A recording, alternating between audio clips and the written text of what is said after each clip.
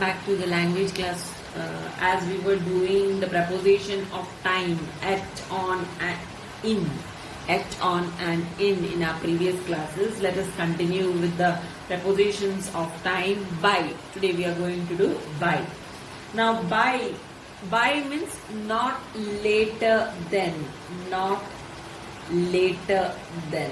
This is what it indicates. By, isn't it? Over here. Preposition of time by. For example, you must be home by 7 o'clock, isn't it? You must be home. So when we are using by over here, what does it indicate? You must be home by 7 p.m. When it is said, it indicates that you must be home by, means at 7, you can be at 7, isn't it? At 7 you can be, or before 7, isn't it? Before 7. At 7 or before 7, but not later than that. Okay, not later than 7. You can't reach over there after 7, 7:05, 7:15 or 7:30 or maybe 8 o'clock. No, nothing doing. You have to reach at 7. You can reach at 7 or you can reach home before 7. So anyway, even if you reach at 6 o'clock, no problem. But it should not be after that. It should not go, not later than. That is what the usage of, that is what by means in preposition of time. Let us move to the next one. That is for. F-O-R, for. For means what? For means duration. It suggests duration, isn't it? For is suggesting duration.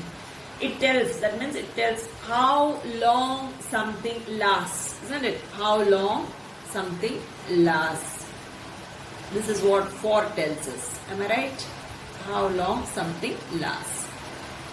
So over here you can see, I have known Sneha for 10 years. So here 10 years is the duration, isn't it? So for means it is giving duration, isn't it? I have known Sneha for 10 years when you see. So normally for is used with perfect tense, right? And with the perfect continuous tense. Okay, continuous tense.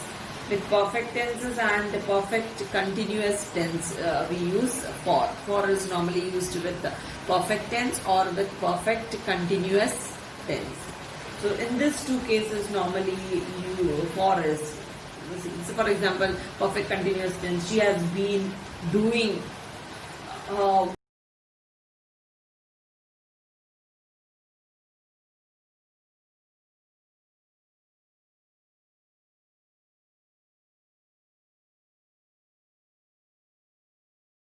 is normally used with perfect tense and with perfect continuous tense. Perfect and continuous tense, I can give you an example like this.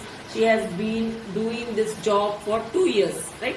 So in such cases also we use for. Now let us move to the next one, since. So what does since indicate? Since indicates the point of time at which an action began. Okay, the point of time at which an action began. That is what since indicate. See a sentence over here. Now, for example, the Prime Minister has been addressing the assembly since 8 o'clock.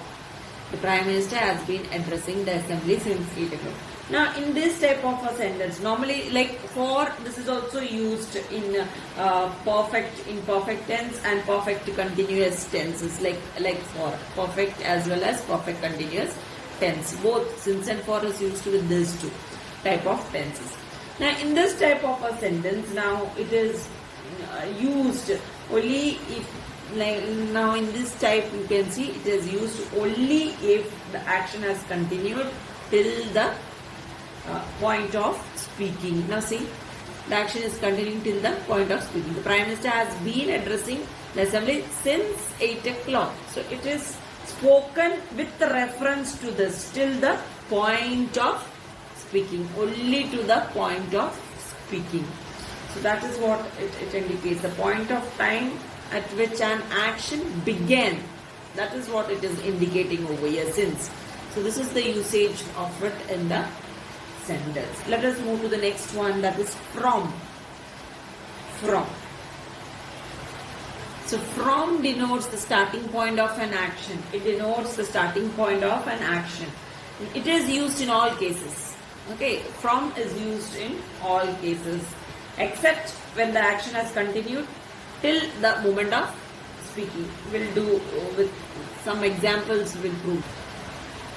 See this sentence. We were at Ooty from 18th to 28th May. So you can see in from, when we are using from, we mostly use this to. Either to we use or till. From this till something else, right? So like that, either to or till we use when we are using from. So this is another hint for us to know the right usage of from.